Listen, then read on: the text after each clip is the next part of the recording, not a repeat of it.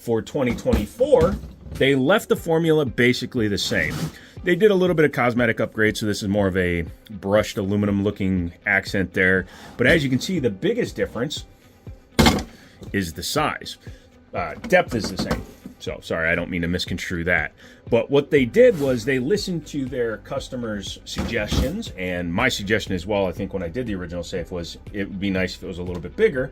So now what they've done is they've made it large enough to hold 2 full-size guns without sacrificing that much more room. You can see here that when you line them up side by side, it's only that much longer, but that much longer makes the big difference because that much is missing out of there, which meant 1 gun only. But when you add that much room to the new safe, you wind up with a 2-gun pistol safe. And this is a Taurus Tracker 357, so it's not a small gun. It's not like a little mini airweight or anything. And this is a Beretta model 1951. Now, it is a little bit rusty because apparently it got wet. I'll be fixing that here soon. But in general, this is the same overall length as a Beretta. It just happens to be a single stack. And it also qualifies as a larger mid-size or nearly full-size gun. And I still have that much room in there. So that is awesome to see. It has the same fingerprint sensor as last year. Opens in less than a second. I don't have batteries in this one right now. It does come with 2 center cylinder keys, so all the grooves are on the inside. Makes them a lot harder to pick should you be one of those lock-picking lawyer types. Is it pickable? Oh yeah, anything's pickable. Doesn't matter what it is, but that makes it a lot more difficult. Has the hole here on the side so that you can attach your steel cable, which is included with the safe, and then you can lock this into your car or lock it to a, if you have, well, everybody does if you live in a home, but any of your studs in the wall, sorry, I kept trying to say anchors, and that will secure it there, so you can have it attached to the wall by your bedside. That way if somebody just tries to grab the safe and run with it, it'll stay where you put it.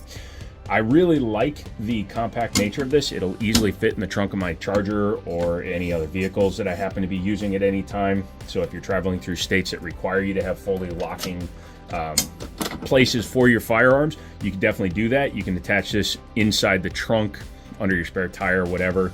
You can attach it somewhere where it can't just be taken out of the vehicle. So again, double security. Very, very nice construction in terms of the feel of the metal. This is not some super thin metal that you can just twist. I mean, I'm sure you've seen some cheap lockers and things on the market where you can just grab it and twist it and, you know, deform it. But you can see how thick that is. If you have a rubber band, there's a rubber band for scale. It's almost as thick as a rubber band. I know that sounds weird, but an 1/8 inch thick steel, and then the lock is actually recessed way down there. You can see it's not flush up here. So with this angle the way it is, trying to get in there with like a screwdriver or something, you're not gonna be able to just jimmy down in there and get to the lock. Again, making it a much more secure solution. The sides are actually coated so that they don't get, you know, scratching up surfaces, things like that. And they are a little bit raised, so again, it doesn't just sit flat on your table and scratch it up or wherever you happen to mount it.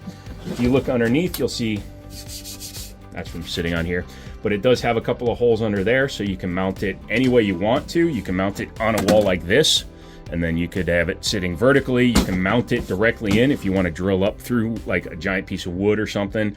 Mount it to the side of a desk, mount it to a wall, however you feel like doing it, and then your guns will be much more safe and secure.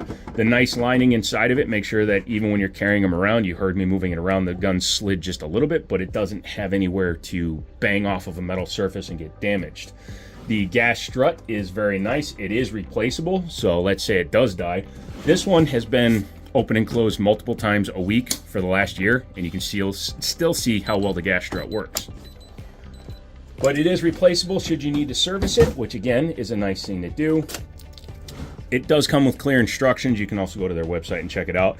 But along with the keyhole down here, you do have a USB-C port so that you can go ahead and charge it, or not charge it, but should the batteries die, like right now it doesn't have any battery power.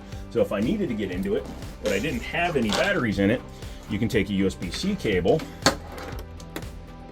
plug it in, and as you can see, it will power the keypad. So if you have a battery bank, or even if it's in your car and you need to do it and you happen to have your USB cable for charging your phone, etc., you can go ahead and plug it in and still get in using your code or your fingerprint.